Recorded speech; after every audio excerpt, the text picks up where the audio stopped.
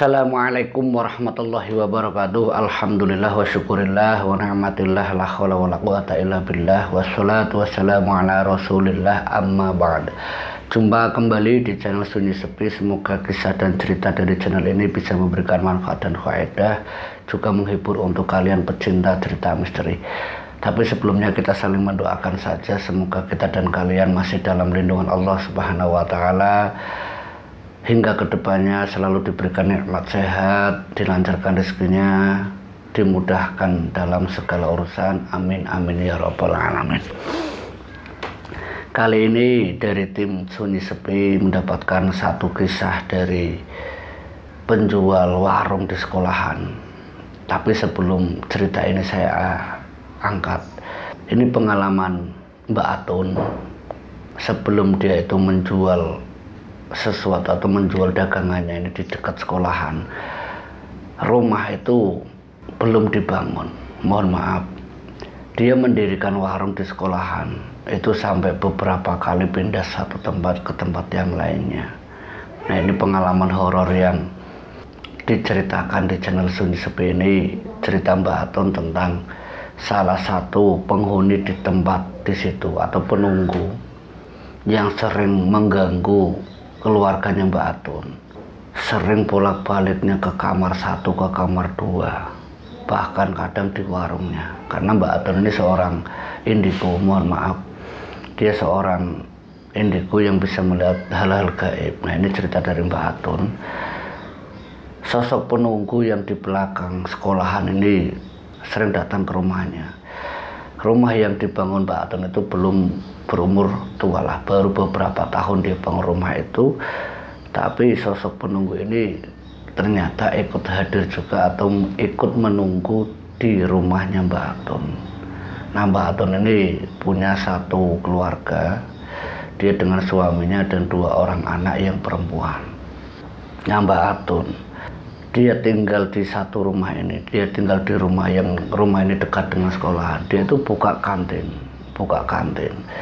Awalnya kantin yang dia buka itu ya biasa-biasa saja, sampai beberapa bulan dia buka kantin itu ya dia mengharapkan dari dia jualan di salah satu sekolahan ini bisa memberikan atau bisa menaikkan ekonomi lah untuk membantu suaminya. Nah, setelah kantin itu didirikan, nah ini yang menjadi cerita di channel Sunyi Sepi ini tentang sosok penunggu yang ada di belakang sekolah yang sekarang pindah di rumahnya Mbak Atun. Sosok itu adalah sosok perempuan yang secara wajah itu aneh, kata Mbak Atun. Kadang dia berubah jadi cantik, kadang dia berubah seperti nenek tua, dan yang lebih aneh lagi pakaiannya itu selalu berubah-ubah. Kadang seperti nenek pakai kebaya, kadang seperti wanita muda, seperti kadang baju pengantin. Itu yang dilihat Mbak Atun. Nah, anaknya dan juga orang-orang yang pernah datang ke rumahnya Mbak Atun itu bukan sesekali atau 2 kali mereka itu melihat sosok nenek tua itu ada di rumahnya Mbak Atun. Nah, ini yang sampai akhirnya Mbak Atun ini karena apa ya, merasa terganggu dengan kehadiran sosok tersebut. Dia ini pernah berucap ke sosok itu, silahkan kamu mau di sini, mau nempatin di mana, tapi bantu saya nyari rezeki. Itu ungkapan Mbak Atun. Dia tahu bahwa rezeki itu ada yang ngatur. Dia tahu kalau Mbak Atun itu percaya dan yakin bahwa segala sesuatu itu atas kehendak Sang Pencipta. Tapi dia merasa, ya mohon maaf, Mbak Atun ini merasakan kalau dia itu diberikan kelebihan dengan melihat sosok-sosok gaib seperti nenek tua ini. Nah, dia meminta, kalau kamu mau di sini, saya tidak minta aneh-aneh. Kamu silahkan pilih dimanapun kamu mau istirahat, mau di kamar depan, mau di belakang silahkan, tapi jangan ganggu keluarga kami, jangan ganggu tamu-tamu kami, silahkan. Sampai Mbak Atun itu berucap seperti itu kepada sosok gaib itu. Dan itu dilakukan bukan cuma Mbak Atun sendiri, itu dilakukan dengan salah satu praktisi yang menyaksikan secara langsung kalau sosok nenek yang ada di rumahnya Mbak Atun itu benar-benar tidak mau dipindahkan. Dia merasa sudah nyaman. Ya mungkin karena Mbak Atun menerima, mungkin keluarganya juga menerima, tidak terlalu diambil pusing sama Mbak Atun. Silahkan Mbah, mau di sini mau di mana silahkan. Tapi Mbok ya jangan ganggu keluarga kami. Kalau mau bantu ya bantu cari kami rezeki, biar kami itu bisa hidup itu tenang, tidak terganggu dengan hal kayak gini. Nah ini kejadiannya. Nenek itu ketika disewankan sama Mbak Atun, yang namanya warung atau kantin, setiap kali anak-anak istirahat sekolah, itu yang membuat aneh, kata Mbak Atun itu sosok ini. Selalu saja, kata Mbak Atun itu seperti berusaha untuk membuat orang-orang atau yang datang, anak-anak yang datang di kantin itu dibuat senyaman mungkin. Dibuat senyaman mungkin dengan suasana yang adem, dengan suasana yang nyaman, dengan kebebasan yang terbatas. Maksudnya dengan kebebasan yang, pokoknya kebebasan yang punya kesopanan lah. Mbak Atun itu memberikan kebebasan kepada setiap siapapun anak-anak sekolah itu yang datang di kantinnya. Bahkan rumahnya pun dijadikan seperti kantin. Ada yang istirahat, kadang ada yang tidur. Sampai cerita ini diangkat di Jalan Sunyi Sepi. Pernah ada satu kantin yang lain, karena irinya warungnya Mbak Atun itu saking larisnya, saking ramenya. Karena bukan hanya di sekolahan itu aja Mbak Atun itu mendapatkan pemasukan, tapi dari sekolah yang lain pun banyak yang datang ke rumahnya Mbak Atun. Mau kemana? Di tempatnya Mbak Atun aja, di tempatnya ini. Dan itu berlangsung itu bertahun-tahun, bukan cuma berbulan-bulan.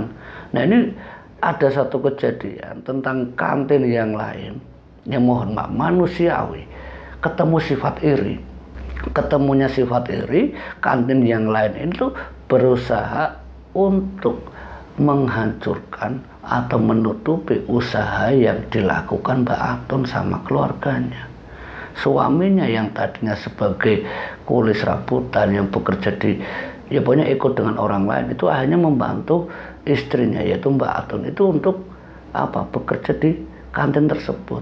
Jadi keluarga ini hanya fokus sama kantinnya, karena memang banyaknya pelanggan yang ramai, banyaknya anak-anak sekolah yang berdatangan, bukan mengharapkan di satu sekolahan dia itu jualan, tapi banyak sekolahan yang lain yang sengaja datang untuk ya sekedar istirahat, sekedar minum es atau apapun. Nah ini saat kantin yang di sebelahnya itu iri, mohon maaf, wallahu a'lam, kata Mbak Atun. Soalnya apa? Ini barang gaib, antara nyata atau tidak itu tidak bisa dibuktikan secara faktanya. Tapi Mbak Atun merasakan kalau ada sesuatu yang ganjil yang ditaruh di halaman rumahnya Mbak Atun, itu seperti ada sosok yang benar-benar sangat mengganggu keluarganya Mbak Atun, apalagi anak perempuannya yang secara nyata dan langsung dia itu melihat seperti sosok itu bukan hanya sekedar sosok apa itu pocong, apa itu kuntilanak lanang, tapi ini sosok genderuwo yang berusaha seperti menghalang-halangi, membuat suasana di rumahnya Mbak Atun itu seperti suasana yang tidak nyaman, yang tadinya adem berubah menjadi seperti hawa-hawa yang tidak betah. Dan itu hanya terjadi karena Mbak Atun itu memang orangnya tidak mau ambil pusing. Ya kalau mau ganggu-ganggu, tapi jangan pernah ganggu keluarga kami. Dibiarkan begitu saja sama Mbak Atun sampai seminggu 2 minggu. Tapi kelamaan sosok tersebut itu hanya ditanya sama Mbak Atun, sebenarnya kamu itu dari mana? Ditanya diem, saking keselnya Mbak Atun, sekeluarga dia manggil praktisi. Kang, saya minta tolong. Ya Mbak Atun, kenapa? Itu ada sosok yang sering ganggu rumah kami, keluarga kami, yang bikin saya tidak nyaman. Sosok itu bukan hanya membuat suasana ini tidak betah, tapi secara nggak nyata pun mereka itu masuk ke dalam pikiran orang-orang yang ingin datang ke sini. Ini yang bisa membuat orang itu rawan terhadap perilaku-perilaku jin atau iblis itu yang terlanjur masuk ke anak-anak sekolah. Nah, mendengar cerita dari Mbak Atun ini, praktisi ini datang. Dia datang melihat sosok tersebut. Sosok itu benar-benar nyata ada di halaman depan kantinnya Mbak Atun. Waktu itu dikerjakan itu sehabis sholat isya. Sosok itu mondar-mandir, bolak-balik itu sampai mengelilingi rumah.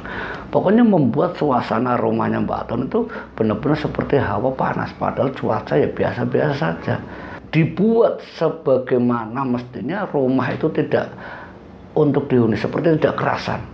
Nah, setelah mengundang praktisi ini, Mbak Atun menyampaikan, itu Kang ada di sana, itu Kang ada di sana. Ternyata bukan cuma satu sosok yang hadir atau sosok yang Mbak Atun lihat. Satu di awal, tapi belakangnya itu seperti rentetan barisan sosok-sosok gaib yang memang sengaja dikepalai atau diketuai oleh sosok itu. Setelah hasil komunikasi praktisi ini dengan sosok itu, dia hanya mengakui, dengan kekalahannya dia mengakui bahwa saya itu ada yang nyuruh. Ada yang nyuruh. Dia disuruh oleh orang lain yang wujudnya manusia, tak lain adalah orang sebelah. Nah, saking keselnya Mbak Atun, tidak terima. Dia tidak terima. Tidak terimanya kenapa? Ya kantin yang di sebelahnya, ya dia mau buka apa ya silahkan. Mbak tidak pernah mengusik apapun. Mau buang sampah di halaman kantinnya, dibiarkan. Dibuat selegawa mungkin, sesabar mungkin. Tapi kalau kelakuannya sudah melewati batas seperti ini, dia meminta sama praktisi itu, ya sudah Pak Ustadz, ya sudah Kang, sosok itu buang sejauh-jauhnya, buang sejauh-jauhnya. Dan kalau bisa masukkan ke dalam salah satu alat agar sosok itu tidak bisa kemana-mana. Buat dia itu kapok. Sama Mbak Atun sekeluarga berdoa, bermunajat. Salah satu ustadz atau praktisi yang dipanggil Mbak Atun ini, dia melakukan salat hajat jam 9 malam. Berzikir mengantuk. Jam 10 malam bereaksi. Sosok itu benar-benar dikalahkan. Hasil komunikasi mengatakan kalau dia itu adalah kiriman dari sebelahnya. Nah, sebelahnya ini sosok itu dipaksa sama Mbak Atun sama praktis ini untuk duduk di kantinnya. Dipaksa duduk, ditaruh di situ, dipagari. Wallahu alam, pagar gaib yang membuat sosok itu tidak bisa keluar dari area kantin si pemilik atau si pengirim. Singkat ceritanya, setelah sosok gaib itu hanya tertangkap dan dikembalikan ke pemiliknya atau pengirim ini, apa yang terjadi? Kantin di sebelahnya Mbak Atun hanya kuat 1 minggu dia bertahan berjualan. Karena apa? Yaitu keinginan dari si pengirim sendiri. Keinginan dari si pengirim mungkin, mohon maaf kata Mbak Atun, dia menginginkan kalau warung saya itu biar tutup. Mungkin dia menginginkan kalau warung yang dia kelola, yang dia tekuni, itu agar orang-orang yang datang itu tidak betah. Dan itu terbukti oleh Mbak Atun, sosok yang ada di samping Mbak Atun, itu kantin sebelahnya, itu benar-benar bekerja bereaksi seperti mengganggu Mbak Atun sebelumnya. Yang mengganggu itu bukan cuma sehari 2 hari, berminggu-minggu sampai hampir 1 bulan. Cuman karena kebangetan, ya dikembalikan ke pengirimnya, ditaruh gitu saja. Diminta sama praktisi ini, meminta sama praktisi dikembalikan ke pengirimnya. Kata pengirim sudah menolak sebenarnya. Kata Pak Ustadz itu sebenarnya sudah menolak. Mohon maaf Mbak Atun, tidak perlu kita mengembalikan. Tidak perlu kita mengembalikan hal ini ke pengirimnya. Biarkan Allah yang membalas. Tidak, bukan saya tidak mau. Bukan saya orangnya kurang sabar, tapi ini udah kebangetan. Ya kalau mau saingan, mbok ya saingan yang sehat. Jangan kayak gini. Ini udah kelewat batas Pak Ustadz. Sampah dibuang di halaman kantin saya biarkan. Cucian air dari piring dia buang di samping rumah, saya biarkan. Saya bukan tidak mau berurusan dengannya, tapi saya berusaha untuk sabar. Tapi kalau hal gaib seperti ini, saya bukan orang yang sabar lagi. Biar dia itu langsung merasakan apa sih enaknya, apa sih senangnya, apa sih faedahnya. Biarkan dia itu merasakan apa yang dia harapkan, biar dia tahu. Keinginan Mbak Atun itu ya mungkin sudah dipikirkan sama Pak Ustadz itu. Ya kata Mbak Atun, Ya dia tidak tahu kalau dia itu mungkin menaruh, tapi secara nyata Mbak Atun melihat sosok itu ditangkap dengan pagar gaib ini, ditaruh di kantin sebelah Mbak Atun. Dan memang bereaksi 1 minggu, sosok yang ada di situ membuat satu, pertama, orang yang membantu ibu-ibu di sebelahnya Mbak Atun itu tidak betah, baru berapa hari sakit. Dan sakitnya ini sampai 4 hari tidak berangkat membantu ibu itu di kantin, yang membuat itu keteteran. Nah, keteterannya dia itu tidak seperti yang diharapkan olehnya. Dia berusaha agar warungnya kan ramai. Dia pakai cara-cara lain dengan menggunakan klinik, dengan meminta bantuan dukun agar warungnya itu laris. Tapi karena sosok gaib yang nakal itu, sosok gaib yang dikirim ke Mbak Atun itu adalah sosok yang benar-benar tujuannya untuk merusak, dan sosok yang mohon maaf sebagai penglaris, yang satu dukun ini ya akhirnya salah satunya harus keluar kembali ke dukunnya, dan yang menunggu siapa? Ya sosok pengrusak itu. Orang-orang yang tadinya berlangganan di kantin sebelahnya Mbak Atun satu persatu pindah, satu pindah kedua, terus seperti itu, dan hanya kuat dalam waktu 1 minggu. Walau alam, apa itu nyata atau tidak, ini cerita dari Mbak Atun. Nah, semenjak kejadian itu, warung yang sudah tutup ini, mungkin dia cerita ke tetangganya, ke orang lain, dan mungkin cerita ke samping, ke kantin sebelahnya, kalau Mbak Atun itu menggunakan guna-guna, menggunakan sihir. Coba bayangkan, pernah Mbak Atun itu mendengar desas-desus. Bukan hanya desas-desus, tapi seperti gosip, seperti hal suudon yang ditujukan ke Mbak Atun, buruk sangka. Mbak Atun menggunakan penglaris, Mbak Atun menggunakan dukun. Tapi kenyataan yang dilakukan Mbak Atun, walaupun orang-orang yang bersaing dengannya itu kantin-kantin yang lain yang bersaing dengannya, dia merasakan kalau saya ya apa adanya. Walau alam, mau baik mau buruk, semua itu sudah kehendaknya. Memang dia mengakui secara lahiriahnya dia sendiri, secara batinnya sendiri. Sosok penunggu yang ada di rumahnya Mbak Atun, yang dulunya sebelum rumah Mbak Atun itu dibangun, sosok itu ada di belakang sekolah. Semenjak rumah itu dibangun, sosok itu selalu saja ada di rumahnya Mbak Atun. Dan yang membuat Mbak Atun merasa terganggu, sosok itu kadang istirahat itu semaunya sendiri, kadang di kamar tidur, kadang di kamar mandi, kadang di ruang tengah. Nah, karena sering melihat sosok tersebut ini, sosok nenek tua ini, nah Mbak Atun berucap, silahkan Mbah, mau di sini, mau di mana silahkan, tapi Mbok ya jangan ganggu keluarga saya. Ungkapan itu dia mengakui, praktisi, dia mengakui bahwa sosok tersebut ini, ya kalau memang sampai mau di sini, saya ini mau bekerja, saya ini mau buka kantin, ya kalau sampai mau di sini ya bantu saja saya bekerja. Itu memang secara gaibnya, mohon maaf, Pak Ustadz menyarankan, ya kalau minta sama yang di atas. Iya Pak Ustadz, saya tahu, saya ya sholat malam, saya digas, saya sholat duha, saya lakukan, semuanya saya lakukan, sholat 5 waktu, sholat sunnahnya, zikirnya, alhamdulillah, istiqomah Pak Ustadz.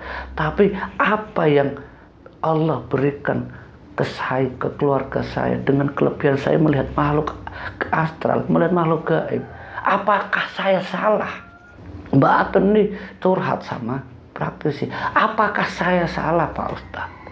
Kalau saya merasa terganggu dengan kehadirannya, saya minta daripada dia selalu bolak-balik di rumah, dan saya minta dia untuk mencari tempat yang lain, dia tidak mau. Dia merasa nyaman di sini. Dan saya meminta, kalau sampean Mbak mau di sini ya silakan, tapi jangan ganggu. Saya mau buka warung, ya bantu saya cari rezeki.